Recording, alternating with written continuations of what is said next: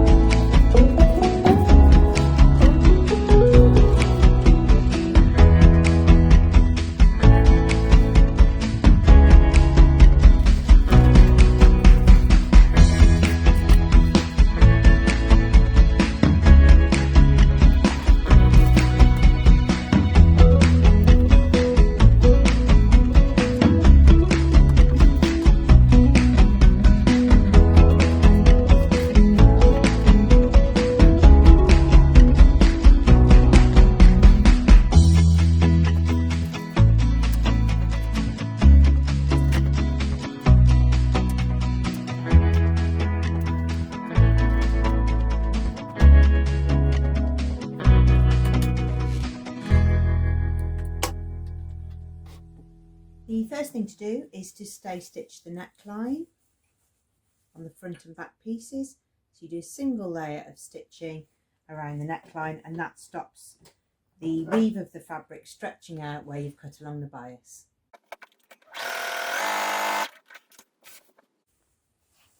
Next is to sew the darts. I've got a dart line there with a carbon paper. You bring the two wide lines together and sew from the wide end to the narrow end, so you can forwards and back at the beginning but not at the end, and come off as gradually as you can so that you don't end up with a little pucker at the end of your dart. You can pin or tack that, or just sew.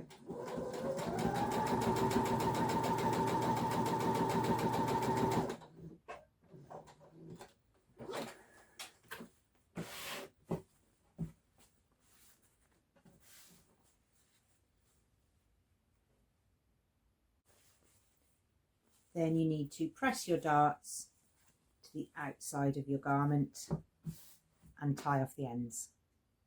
Next, we're going to stitch the bodice at the shoulder seams. So across here, match the notches with your fabric right sides together here. Also going to join the side seams on both the outer and the lining.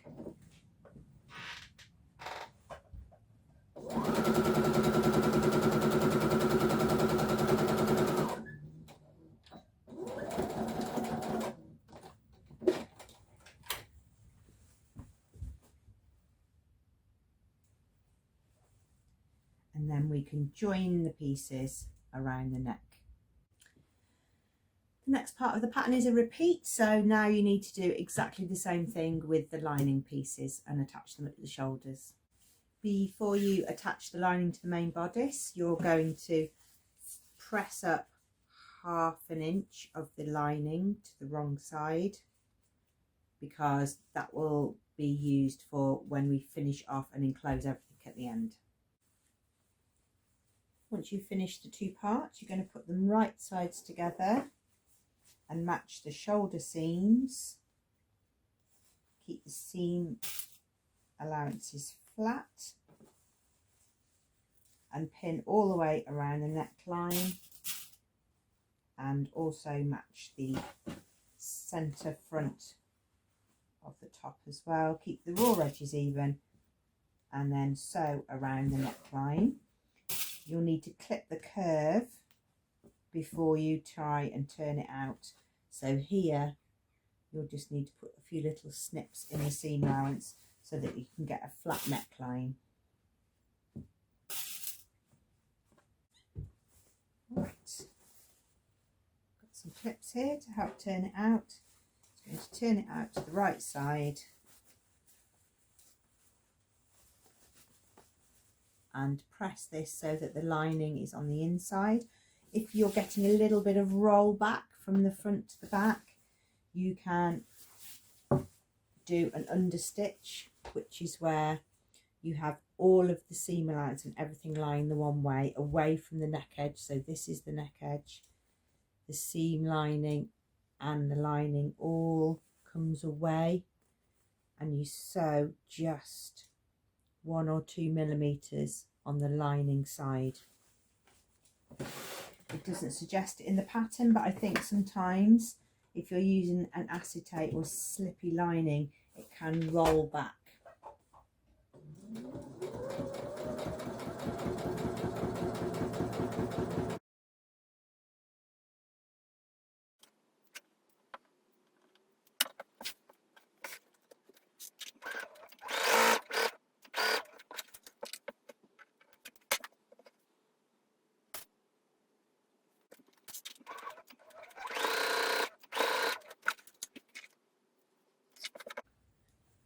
Next, we're going to put in the sleeves. You need lots and lots of pins in the sleeve head, and you'll have 3 layers there. You'll have the lining, the bodice and the sleeve. I'm going to tack that in because it's quite a small area, so I'm going to tack it sew it under the machine, and then finish the edge here. You can do that with a zigzag or your overlocker. Your finished sleeve can be pressed on a ham, or just so that you can get that sort of curve around the shoulder, and inside you'll have everything all sewn together so that there's no threads hanging.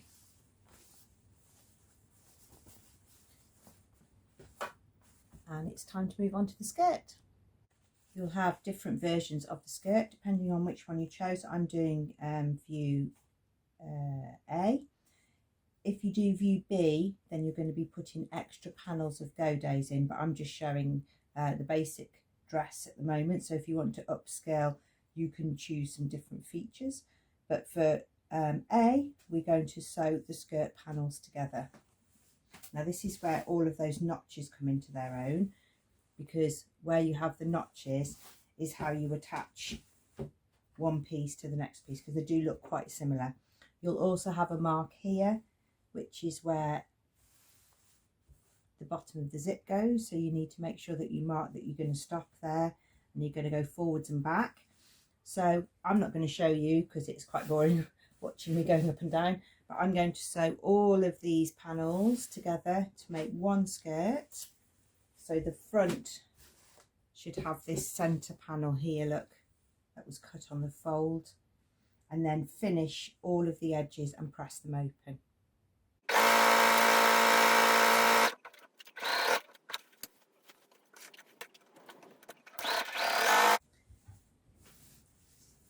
You should have the skirt all joined, pressed out flat, and inside all your seams finished. And you've got a space at the back where the zip's going to go, and that's the bit we're going to work on next. So now we're going to add the top to the skirt. I'm not going to join the lining, that goes on in a moment. So we're going to match up the side seams and pin the skirt to the top. Once you've sewn the top to the bottom, you then need to press your seam allowance towards the neck so that the lining that you've pre-pressed will cover over the stitching. Now in the pattern it says to pin it from the right side and do a stitch in the ditch along the waistline seam, which you can do. You've got to be pretty skilled to catch the lining from the one side and not show it from the other. So if you're not too confident with that, you can just hand stitch that down, or you can try and line it all up and stitch in the ditch. So all of your linings all attached, however you decided to do it, hand stitching or stitching in the ditch from the right side. All of the armholes are enclosed and finished off. So now we can move on to working the zip. We're going to put the ribbon along the waistband, so you're going to sew very, very close to the edge. So you put the ribbon on top, not on the skirt piece, on the bodice piece. So here's the waistband seam and the ribbon goes on top. So when you sew through, you'll sew through onto the lining on the other side. I'm not going to pin this on because I think it will ripple. So I'm just going to sew it straight on into really narrow edges in the edge of the ribbon. I'm going to keep the stitch quite slow and small so that it just buries into the piece of ribbon. You need to do this first because the end of the ribbon will be folded under the zip.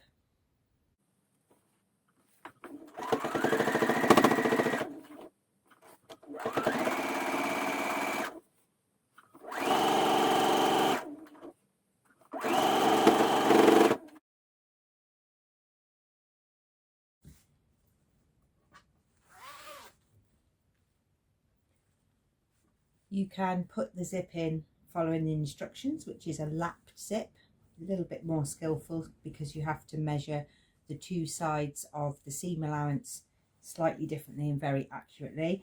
If you're finding that a little bit tricky, then you can just put a dress zip in with a single seam up the middle and the same seam allowance on each side of your zip.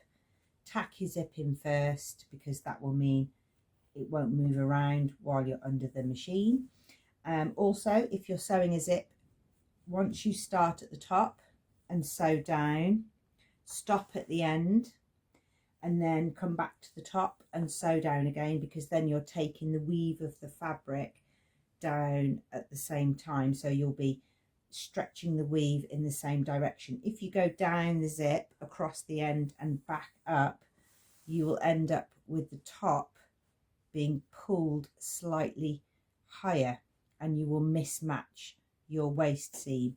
So make sure that you go down one and stretch the weave that way, and then come back to the top and stretch your weave in the same direction.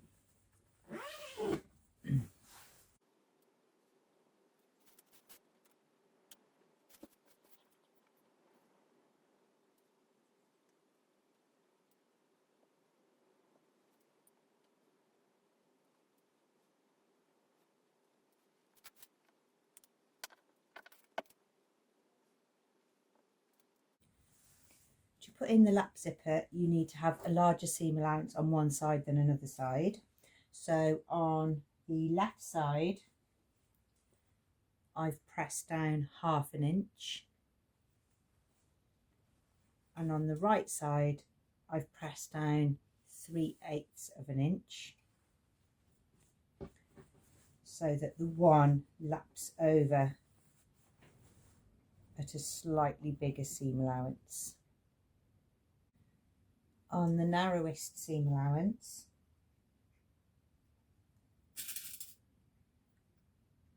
pin your zip so that the fold is close to the zipper teeth.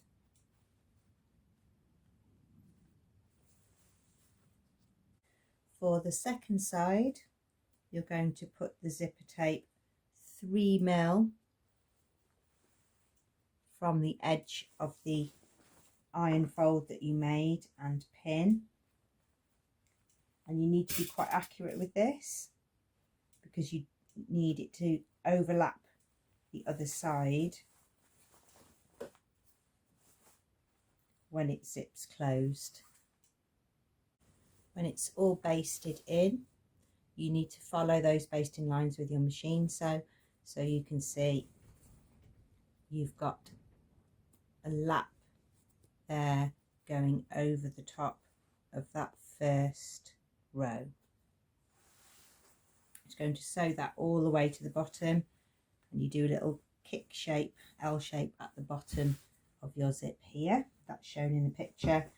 You just see there, look, I've not got my waistbands joined up, so I'm going to put a pin in there and adjust that a little bit.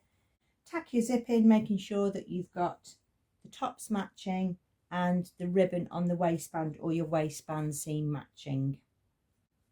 You might need to use a zipper foot. This one goes really nice and close.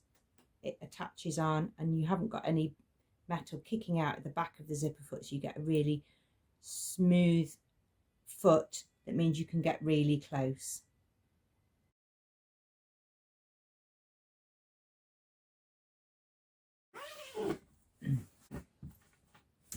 Okay, I've left my tail threads nice and long so that I can use those to sew on a hook and eye. And then you can make your embellishment. I've run some running stitches through some ribbon and then kept drawing the running stitches up and attaching it. I haven't put a bow on, I've put a little rosette on this one. You finish all your hemming and then you'll need to give it a final press.